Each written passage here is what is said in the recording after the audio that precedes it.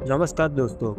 आज हम बात करेंगे एक ऐसे व्यक्ति की जिन्होंने अपनी साधारण पृष्ठभूमि से उठकर भारत के मिसाइल मैन और जनता के राष्ट्रपति बनने का सफल तय किया था। ये कहानी है डॉक्टर एपीजे अब्दुल कलाम की, जो न केवल भारत बल्कि पूरे विश्व के लिए प्रेरणा बने। अब्दुल कलाम का जन्म 15 अक्टूबर 1931 को तमिलनाडु के एक छोटे से गांव रामेश्वरम में हुआ था। उनका परिवार मछुआरों के बीच साधारण जीवन व्यतीत करता था। उनके पिता जैनालाब्दीन नाव बनाने का काम करते थे और उनकी मां असीयम्मा एक गृहिणी थी। हालांकि उनका परिवार आर्थिक रूप से संपन्न नहीं था, फिर भी उनके माता पिता ने हमेशा उन्हें शिक्षा का महत्व समझाया। छोटे अब्दुल कलाम का मन हमेशा आसमान की ऊंचाइयों में रहता था।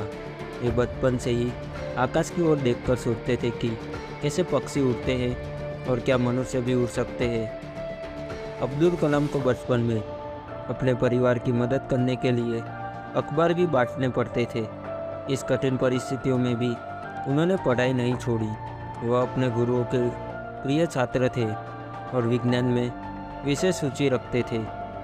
रामेश्वर में अपनी प्रारंभिक शिक्षा पूर्ण करने के बाद उन्होंने तिरुचिरापल्ली के सेंट जोसेफ कॉलेज से ग्रेजुएशन किया और फिर एरोनॉटिकल इंजीनियरिंग की पढ़ाई के लिए मद्रास इंस्टीट्यूट ऑफ टेक्नोलॉजी में प्रवेश लिया।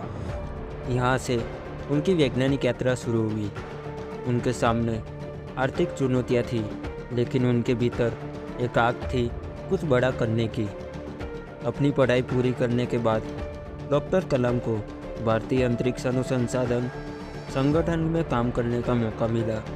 यहीं से उन्होंने भारत को आत्मनिर्भर बनाने की दिशा में अपने सपनों को आकार देना शुरू किया। SLV-3 यानी सैटेलाइट लॉन्च व्हीकल के सफल परीक्षण के बाद भारत ने अपने पहले उपग्रह रोहिणी को पृथ्वी की कक्षा में स्थापित किया। यह भारतीय अंतरिक्ष विज्ञान के क्षेत्र में एक ऐतिहासिक क्षण था। इसके बाद उन्होंने भारत के मिसाइल प्रोग्राम को संभाला और कई प्रमुख मिसाइलों जैसे पृथ्वी, अग्नि, त्रिशूल और नाग का सफल परीक्षण किया। उसके बाद उन्हें मिसाइल मैन के नाम से जाना जाने लगा। 2002 में डॉक्टर अब्दुल कलाम भारत के 11वें राष्ट्रपति बने। उनका कार्यकाल सादगी और जनता के प्रति समर्पण का उदाहरण था। उन्होंने हमेशा युवाओं को प्रेरित किया कि वे अपने सपनों का पीछा करें और देश के विकास में योगदान दें। डॉक्टर कलाम का मानना था कि शिक्षा और कड़ी मेहनत से कोई भी सफलता हासिल कर सकता है। उनका सबसे प्रसिद्ध उदाहरण है, सपने वो नहीं होते जो हम सोते वक्त देखते हैं, सपने वो होते हैं जो हमें सोने नहीं देते।